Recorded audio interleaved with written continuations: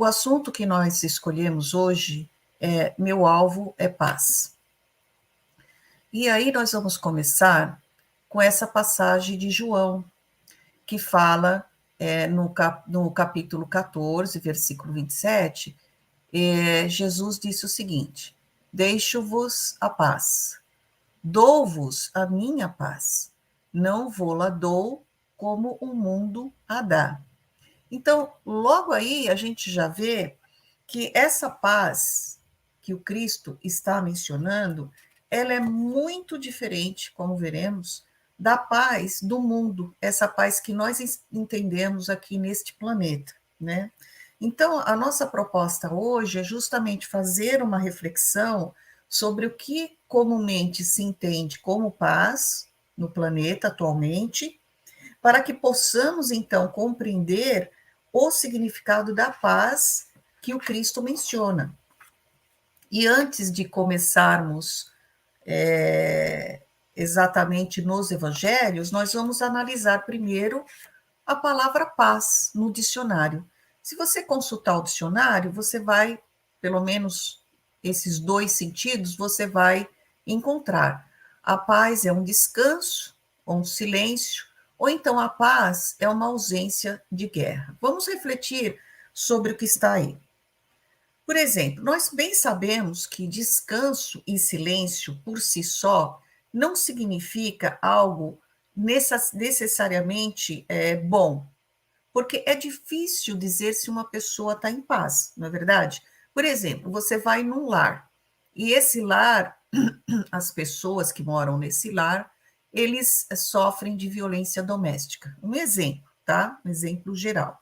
Quando você chega lá, você vê que as pessoas estão em silêncio, você vê que as pessoas,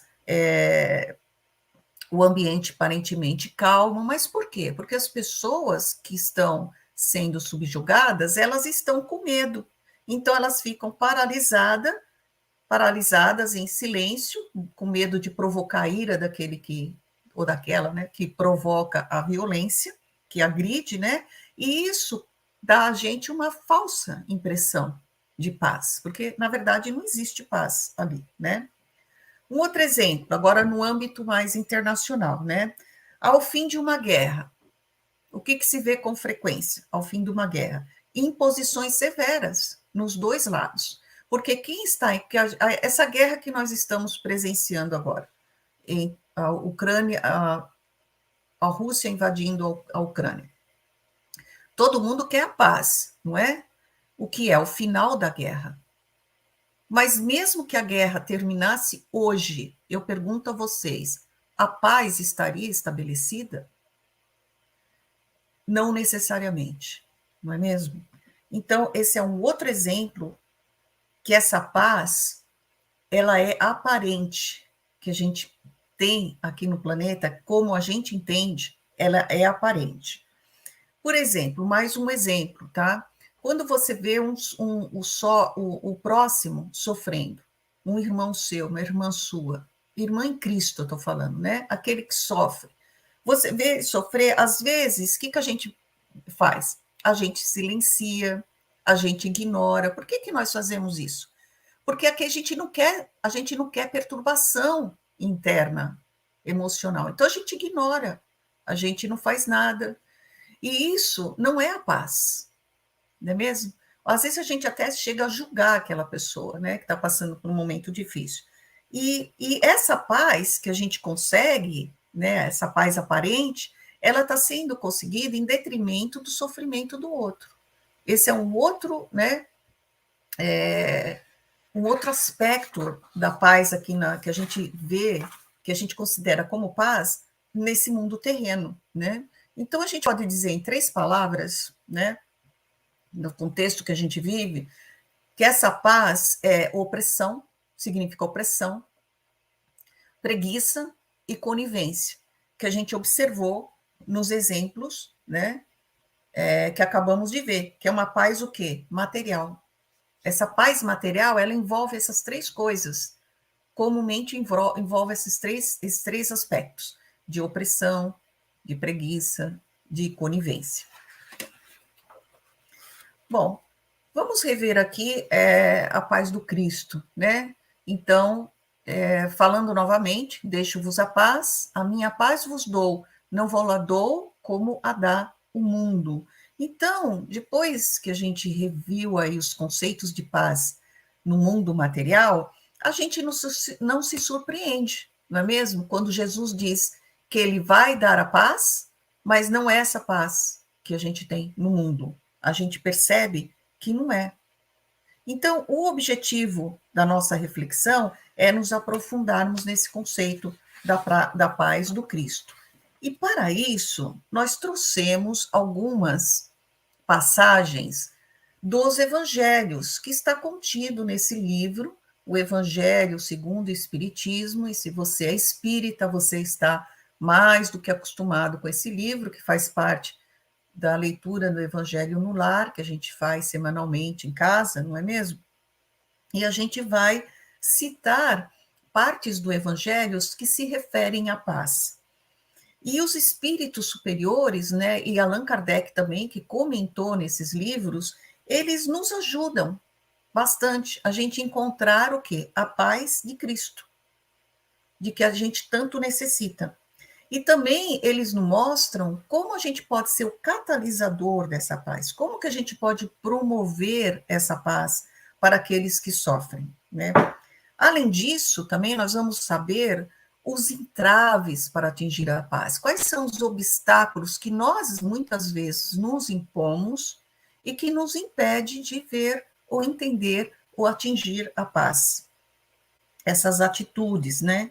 Agora, na medida que a gente for apresentando aqui os evangelhos, né, a gente sempre faz uma sugestão a vocês que vocês tomem nota dos capítulos que foram mencionados para que mais tarde, né, vocês possam ler eles na íntegra, já que o assunto vai estar fresquinho na memória, né, sobre a paz.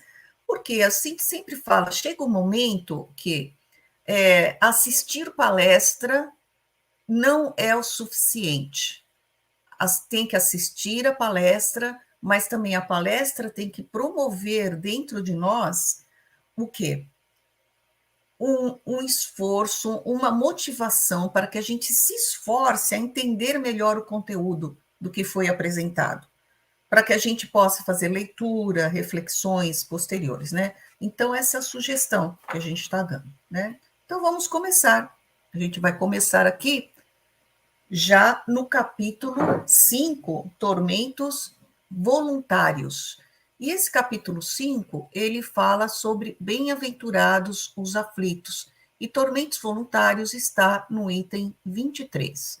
O espírito que passou para Allan Kardec, né, essa mensagem que foi escolhida para esse livro, é um espírito que se identificou como Fenelon, que ele é de Lyon em 1860. Bom, ele diz o seguinte nesse capítulo, nesse item, né? Que nós sempre estamos à busca da felicidade. A gente faz isso incessantemente. Mas essa felicidade parece que está sempre fugindo de nós. É essa impressão que a gente tem. Por que que isso acontece? Porque a felicidade pura, ela não existe no planeta. Ela não existe. Apesar desses inevitáveis sofrimentos que a gente passa, a gente poderia desfrutar de uma felicidade relativa, se a gente não condicionasse a felicidade relativa, essa felicidade, às coisas que são perecíveis. Por exemplo, as coisas que nós não vamos levar quando desencarnarmos. Então, tem pessoas que falam assim: quando eu comprar um carro novo, eu vou estar feliz. São coisas perecíveis. Isso não traz felicidade. Isso traz uma falsa paz, não é mesmo? Outros exemplos são os prazeres, os títulos de destaque, dinheiro, joias, carros, enfim, tudo que sejam materiais, ações de empresas. Agora está na moda a cryptocurrency, como os bitcoins, né? Então as pessoas ficam fissuradas em acumular, acumular, acumular, dando mais importância a uma coisa material, esquecendo que isso é perecível, isso pertence ao mundo, então deve-se dar a devida o devido valor, né? E a lista é infinita, acho que todos nós temos aí uma lista de coisas materiais que nós vamos atrás com o intuito de ter a paz, de ter felicidade, e a gente nunca encontra, né? Então, o que a gente deveria fazer então? A gente tem que buscar a paz do coração, mas aí a gente faz de tudo para agitar e perturbar o nosso coração. Como se a gente criasse o quê? Tormentos para nós mesmos. Por isso que o título desse item é Tormentos Voluntários. Então, a gente deveria prestar mais atenção aos valores espirituais. É isso que o Fenelon vem nos dizer. Então, o que nós devemos buscar, dizem os espíritos? A felicidade nos prazeres da alma, porque eles falam que é a única felicidade que nós vamos encontrar na Terra. Tá? Então, continuando, um outro exemplo aqui, ainda no capítulo 5, mas agora pelo espírito protetor Bernardin, no item 27. Deve-se deve-se pôr um fim às provas do próximo. Eu vou ler aqui a pergunta completa, tá? Devemos pôr fim às provas do próximo quando possamos ou devemos, para respeitar os desígnios de Deus, deixar que essa prova siga o seu curso? Veja, os espíritos nos lembram que nós estamos nessa terra de expiação porque nós devemos concluir as nossas próprias provas e que tudo que acontece conosco é consequência de existências anteriores. Todo espírita sabe disso. Mas, infelizmente, esse conhecimento, ele às vezes se desvia, porque a gente começa a pensar de uma certa maneira que a gente não deve, que a gente deveria combater. Por exemplo, algumas pessoas olham aquele que está sofrendo e falam assim: olha, tá vendo? Está sofrendo porque colheu, plantou, colheu. Então, esse tipo de pensamento, ele deve ser abolido, né? Então, fala na justiça de Deus. Ah, não posso fazer nada. Vai passar o que tem que passar. Então, esse tipo de pensamento, ele deve ser abolido. Por quê? Pergunte-se a si mesmo: é certo que há um curso divino estabelecido para aquele que sofre, mas por um acaso nós somos conhecedores desse curso de sofrimento? Nós não somos conhecedores. Quem sabe é Deus, né? Então a gente deve ter em mente, o Bernardinho Espírito nos fala que a providência nos escolheu para suavizar o sofrimento do próximo. É assim que a gente deve pensar. E que esse sofrimento, ele pode ser aliviado não somente com ajuda material. Às vezes, muitas vezes, aliás, pode ser consolado com consolações morais. Uma palavra pode ajudar essa pessoa a vencer a prova com mais paciência, com mais resignação, com mais energia. Não é? É quando você liga, a pessoa liga para você e você conversa com ela. E você já está fazendo um bem àquela pessoa. E também nós temos que considerar o seguinte: será que não foi Deus que colocou em nossas mãos os meios de fazer parar esse sofrimento dessa pessoa? Com certeza. Se nos foi dado também como prova ou expiação deter o mal e substituir pela paz? Isso faz a gente pensar, não é verdade? Então, esse espírito protetor, ele aconselha que nós devemos nos ajudar mutualmente nas nossas respectivas provações e nunca nos considerarmos instrumento de tortura, nunca. Então, nós devemos sempre guiar as nossas atitudes a quê? A nos ajudar mutuamente. Muito bem. Seguindo agora no capítulo 11, que fala sobre o maior mandamento e fala também sobre o título Amar o próximo como a si mesmo. E nós temos no item 4 aí. Amar o próximo como a si mesmo, fazer aos outros o que gostaríamos que nos fizessem, é a expressão mais completa da caridade. Mais completa. Por quê? Porque resume todos os nossos deveres em relação ao próximo. Então, não há um guia mais seguro sobre isso do que a regra fazer aos outros o que desejamos para nós.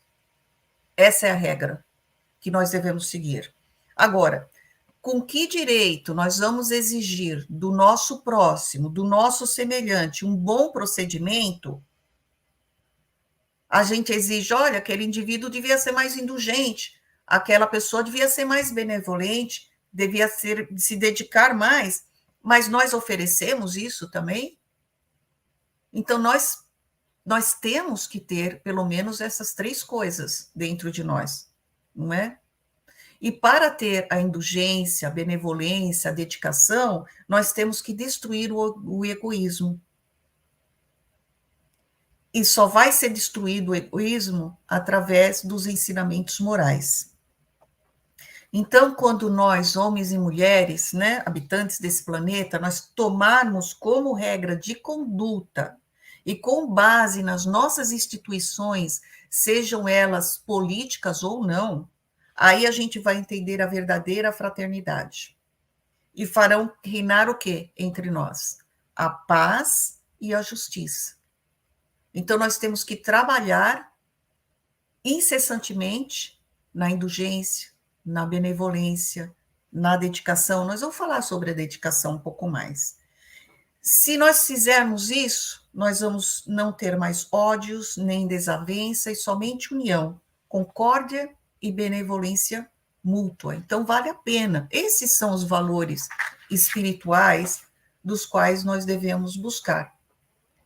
Bom, nós falamos aí sobre o egoísmo. Ainda no capítulo 11, só que agora no item 11, nós temos aí uma frase muito, muito bonita de Pascal e que resume tudo, gente. Ele fala assim: o egoísmo é o sentimento oposto da caridade. E sem caridade não haverá paz alguma na sociedade. Então, a paz depende da caridade, que é um valor espiritual. E ele diz mais: o egoísmo, como o egoísmo e o orgulho, que andam de mãos dadas, certo? Se tem egoísmo é porque tem orgulho, se tem orgulho é porque tem egoísmo, eles acontecem ao mesmo tempo. Haverá sempre o quê? Uma corrida daquele que é o mais esperto, uma luta de interesses, onde até, às vezes, os laços de família são sacrificados. A gente vê isso, não é mesmo?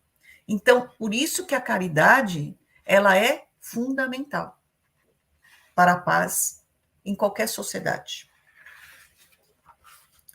Muito bem, aí a gente também selecionou aqui no capítulo 12 sobre o duelo. Esse capítulo 12, ele fala sobre amai vossos inimigos. E o espírito que se identificou como Adolfo, um bispo de Argel, na cidade de Marmande, em 1861. Bom, em primeiro lugar, duelo era uma prática muito comum, conhecida no início do século XIX. Como é que a gente vai transpor o conceito de duelo, que envolve 2 pessoas, né, resolvendo uma questão, uma diferença, e aquela que atira primeiro, né, vence, né, mata o outro. Como é que a gente transfere esse conceito para os dias atuais? Os tiroteios, que a gente vê aqui, que a gente vê em todo lugar. Um atirando no outro, né? Aí, esse espírito, ele fala assim: enquanto uma gota de sangue correr na terra pela mão do ser humano, o verdadeiro reino de Deus não terá chegado, que é o reino de paz e de amor, que deverá afastar sempre do vosso planeta o rancor, a discórdia e a guerra. E não é verdade? Se não tivesse isso, nós conseguiríamos obter a paz que a gente deseja tanto, que é a paz que Cristo veio nos ensinar. Então, Essa palavra, ele fala assim, a palavra duelo existirá em vossa língua apenas como uma lembrança, né? Se a gente conseguisse tudo isso, vaga e distante de um passado que não existirá mais. E os homens só admitirão disputar entre si em competições a nobre prática do bem. Então a gente devia estar competindo para praticar o bem um com o outro e não praticar o mal. É uma mensagem muito bonita desse espírito, né, que se identificou aí como Adolfo, o bispo de Argel. Bem, a gente comentou sobre a beneficência, e ela aparece aqui, então, no capítulo 13, que vossa mão esquerda não saiba o que faz vossa mão direita. Está no item 11, e é o mesmo espírito, o Adolfo, o bispo de Argel. Ele fala o seguinte: é na caridade que a gente deve buscar paz do coração. Vocês estão vendo a consistência em todo o evangelho sobre como obter a paz? É o contentamento da alma, o remédio contra as aflições da vida. Então, é a caridade. Ele nos diz nessa mensagem que quando estivermos a ponto de acusar a Deus, porque muita gente acusa, né? Deus, olha para cima e acusa Deus. Ele fala: olhe para baixo, olhe ao seu redor e veja quanta miséria nós temos para aliviar. Quantas crianças sem família, quantos velhos que não têm uma mão amiga para os amparar, e nem na morte fechar os olhos. Quanto bem a ser feito. Então, esse espírito fala para nós não nos lamentarmos. E, pelo contrário, a gente deve agradecer a Deus. E devemos distribuir sem limite, à vontade, nossa simpatia, nosso amor, nosso dinheiro, por que não? A todos que, pobres dos bens deste mundo, se enfraquecem no sofrimento e na solidão. Ele fala, é fazendo assim que nós colheremos na terra as alegrias muito doces e mais tarde apenas Deus o sabe. Porque nós já dissemos, né, no começo desse estudo, que os prazeres da alma que iremos experimentar quando desencarnarmos, que vai ser o quê? Toda ajuda que a gente pôde dar, toda mão que a gente estendeu, toda lágrima que a gente enxugou. Né? Eles também nos falam, nesse mesmo capítulo, agora um outro espírito, eles vão falar, então tá aí, caridade, paz do coração. No mesmo capítulo, fala sobre a piedade. E é esse espírito, no item 17, espírito Michel de Bordeaux. Bom, gente, é uma piedade bem sentida. Aquela que é bem sentida, não estamos falando de coisas piegas. A piedade bem sentida, ela é amor.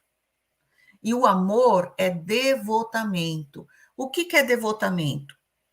Lembra que a gente falou dedicação no começo? Devotamento é o esquecimento de si mesmo. Esse esquecimento, essa renúncia que a gente faz em favor dos infelizes, é a virtude de mais alto grau. E o nosso divino Messias, o Mestre Jesus, ele praticou durante toda a sua vida. E ele ensinou na sua doutrina, tão santa e sublime. Quando essa doutrina de Cristo ela for restabelecida na sua pureza primitiva e quando for praticada por todos os povos, é aí que nós teremos a felicidade na Terra. Fazendo finalmente reinar o quê? A concórdia, paz e o amor. É a instituição, né? Os ensinos de Jesus aqui nesse planeta, em todos os níveis. E aí a gente vai ver que tem essa frase que vocês já devem ter ouvido falar bastante em muitas palestras e estudo: fora da caridade não há salvação. E ainda no capítulo 15, no item 10, nós temos um espírito que se identificou como Paulo, apóstolo, em Paris, e ele faz uma mensagem muito linda. Ele fala assim: meus filhos, Fora da caridade não há salvação. É um ensinamento moral que contém a destinação dos homens, tanto na terra quanto no céu. Na terra, porque à sombra dessa bandeira viverão em paz. No céu, porque aqueles que a tiverem praticado encontrarão graça diante do Senhor. Este símbolo é a luz celeste, a coluna luminosa que guia o homem no deserto da vida para conduzi-lo à terra da promissão e brilha no céu como uma auréola santa na fronte dos eleitos, e na terra está gravada no coração daqueles a quem Jesus dirá: passai à direita, vós, os abençoados de meu Pai.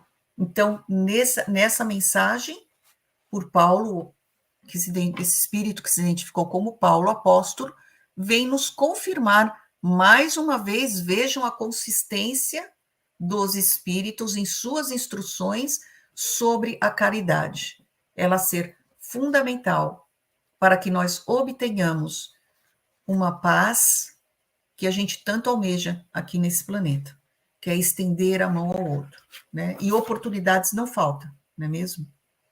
Muito bem, a gente vai lembrar agora de uma passagem do Evangelho conforme Lucas, no capítulo 2, no versículo 14. Ele fala assim, a tradução é de Haroldo Dutra, no Novo Testamento. Glória a Deus nas alturas e paz sobre a terra, boa vontade para com os homens. Então é assim, quando Jesus nasceu, né? Então o anjo do Senhor apareceu àqueles pastores lá das regiões próximas da abençoada estrebaria, né, onde estava o menino Jesus, e anunciaram o seu nascimento. E eles disseram justamente isso. Então, possuir a paz, a aquisição e prática permanente, é a aquisição e prática permanente das virtudes possíveis a todos, em qualquer tempo, com realce o quê? A tolerância, que é o que mais falta hoje em dia. Qualquer coisa é discussão. Qualquer coisa vira discussão. A gente não tolera mais aquele que é diferente, que tem uma opinião diferente, não é mesmo? Então, a paz, que é fruto da transformação moral e do combate às más inclinações, como asseverou Allan Kardec no capítulo 17. Tá? Então, para a paz, nós temos que requer o quê? O que requer essa paz? Aquisição e prática permanente das virtudes morais, essas virtudes que nós estamos citando aqui. Principalmente com realce à tolerância, né?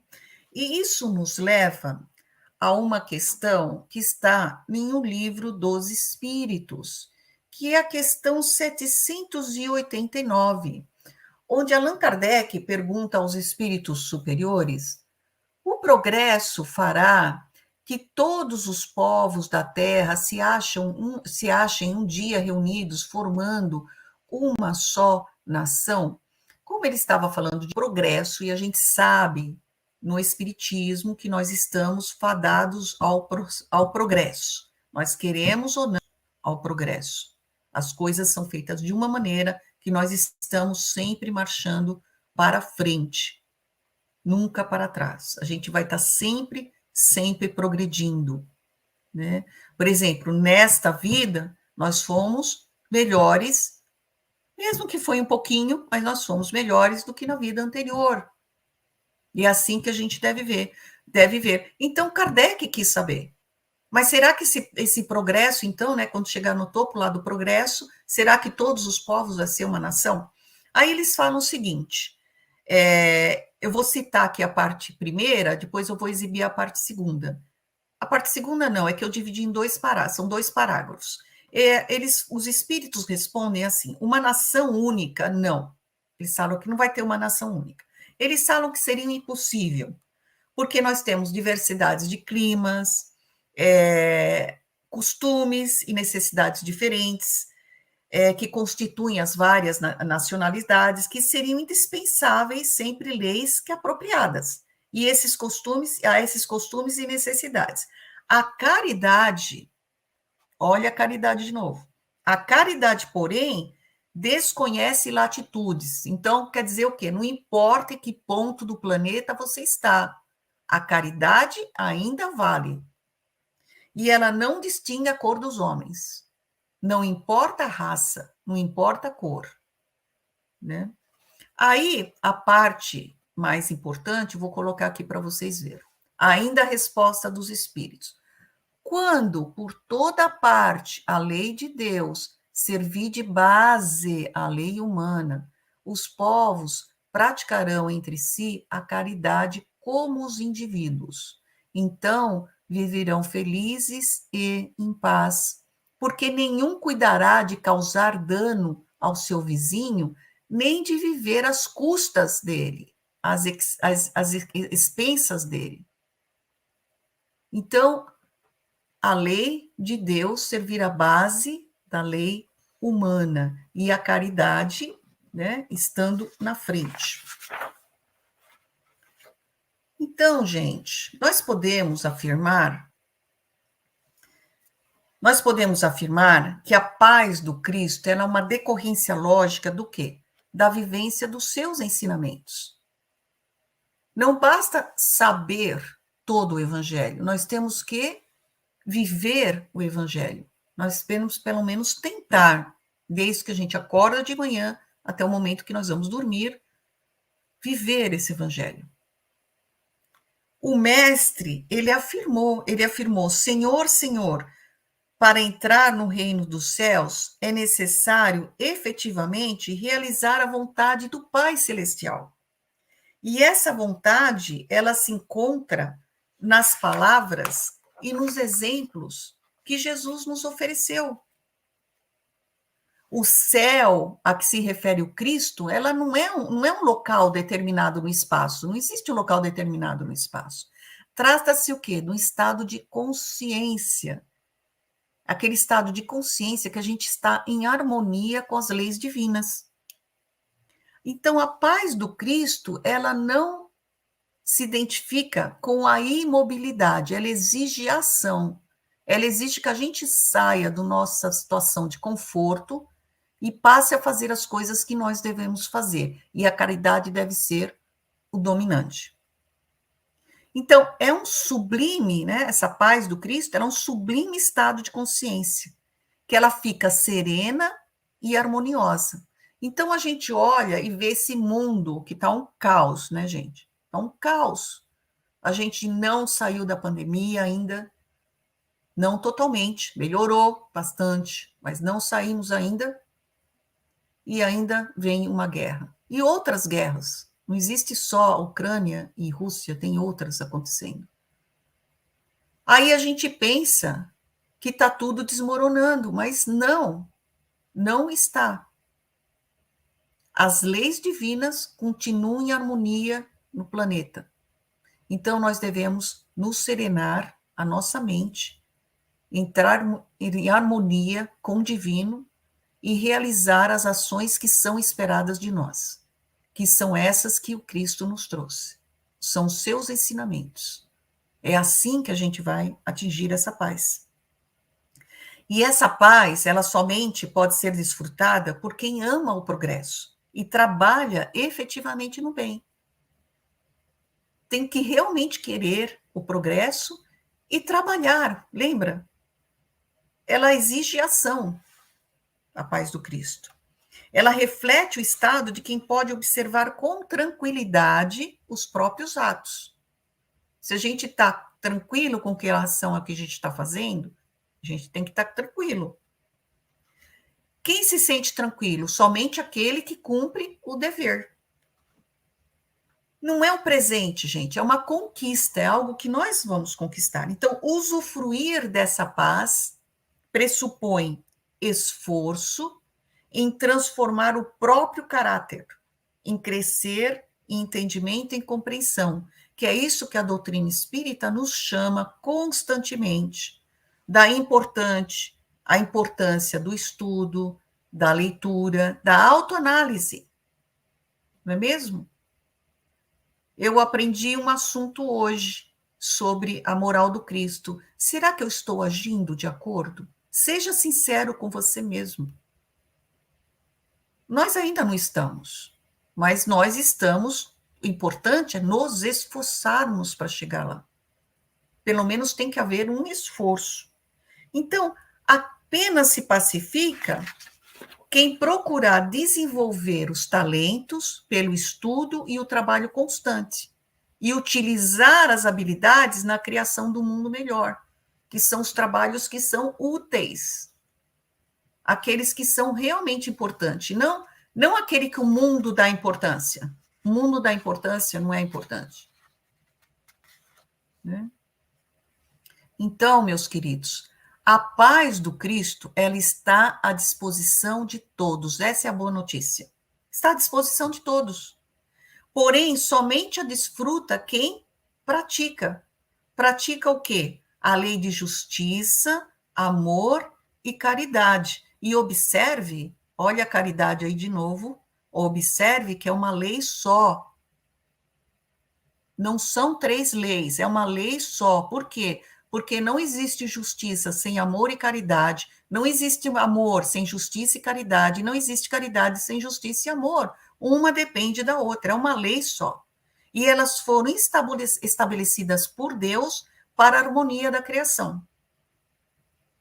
Observe que se trata de uma lei somente, pois a justiça não se faz sem caridade e amor. Pensemos nisso. Vamos refletir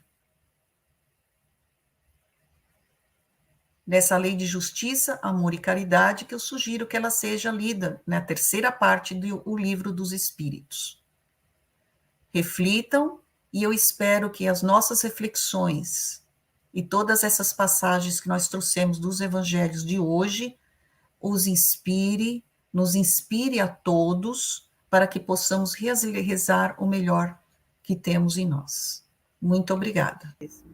Que bom. E é tão interessante, né, a importância da lei de justiça, amor e caridade, porque são as 10 leis, mas se a gente cumprir essas 3 aí, estamos bem na frente. É uma lei só, né? É uma lei só. Uma lei só. Mas se você as cumpre, você está cumprindo todo o resto, porque não tem como ela ser engloba. É amoroso e bom se você não é, né? Todas as outras possibilidades. É um conceito simples, né? Mas que a gente deve trabalhar e esforçar constantemente. Não, e não é fácil, a gente tem que se esforçar mesmo, porque se fosse fácil, a gente não teria eternidade para tentar. Se são tantas encarnações, é porque não é fácil, né? A gente lidar com o espiritual, principalmente quando estamos encarnados, né?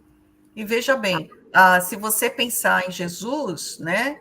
Quando o planeta, ele foi um dos arquitetos do planeta. O planeta Terra já tem o quê? 5 bilhões, se eu não estiver enganada. Então, você veja quanto tempo Jesus, né? Já 5 bilhões de anos, ele já foi o arquiteto do planeta. Então, você imagina. Ele já era o arquiteto, imagine, né? Exatamente. Então, nós temos tempo, mas quanto mais esforço a gente fizer, talvez a gente reduza aí um pouquinho, né? É por isso que as lições, né, do Evangelho, as lições que os Espíritos trazem, não tem jeito, a gente tem que ouvir sempre. Às vezes a gente diz, eu acho que eu já vi esse tema. Veja de novo, porque quando você for, se você tiver certeza que você já viu, você vai querer ouvir de novo. E quando você fica assim, não, eu acho que eu já vi, é porque está precisando ouvir muitas vezes. E também tem a ver com a experiência. Às vezes você sofreu uma experiência naquela semana, naquele dia, e você vai justamente ouvir a palavra que você está precisando ouvir. E aí você vai se identificar, né? E a lição, ela só vai ser mesmo internalizada quando a gente praticar. Então, às vezes, quando estamos precisando ouvir, é mais uma tentativa de ouvir e fazer, né? E fazer cumprir nós. É verdade. Né? Então, por isso que, como a gente sabe que demora, a depender do baque, a gente fica mais derrubado, fica mais fragilizado, sempre é bom, né? Eu sempre penso assim, quando estou triste, eu venho para o centro. Se eu estou alegre, eu venho também, porque aí eu fico mais alegre ainda. Mas se eu tiver um pouco para baixo, eu prefiro estar no centro, porque eu sei que vou estar entre os amigos encarnados e entre os desencarnados também, que vão achar um momento apropriado de me atender, né? Então, sempre é bom a gente estar no Sim, é grupo. muito importante esse momento que nós tiramos, né? Porque Paulo disse, eu pertenço, eu não sou desse mundo, né? Eu estou nesse mundo, mas não pertenço a ele. Justamente porque a gente fica tão envolvido no dia a dia com todas as coisas que nós temos, né? Que não dá para ser ignorada, elas têm que ser seguidas, trabalho, escola, família, e aí a gente tira esse momento de reflexão, e esse momento é muito importante para que nós não nos esquecemos do nosso, da nossa essência, que ela é espiritual e não material, né? E aí faz com que a gente entra de novo em perspectiva e vê que aqueles problemas, né, que a gente estava pensando mais cedo, né, antes de fazer, de fazer a reflexão, assistir a palestra, a gente já pensa naqueles problemas e fala, puxa, aquilo nem era tão grande assim, estava tão grande na minha cabeça, agora até diminuiu, porque ajudou a colocar em perspectiva, a partir do momento que nós lembramos a nossa essência espiritual. A gente coloca as coisas em perspectiva. Parece que você se encaixa, né, de novo no espiritual, e parece que a vida não pesa tanto, né? Os problemas... Fica mais leve, com certeza. Com certeza. Isso mesmo. Excelente, Sandrinha. Como sempre, né? Você, professora maravilhosa, nata, assim, sempre traz uma mensagem que cala fundo nossos corações. O Ronaldinho está lá falando. Obrigada, Sandra. Estamos com saudades, tá vendo? Eu também, querido. Um beijo grande. A Sônia também, querida. Palestra iluminada. Obrigada, Sônia. Um grande beijo. Corações. Grande beijo, Renê. Aqui, Nuno também gostou muito. O Nuno aí. Obrigada, querido. Beijo. E todos aqui também, muito felizes de Muito obrigada a todos. Um grande beijo para todos vocês.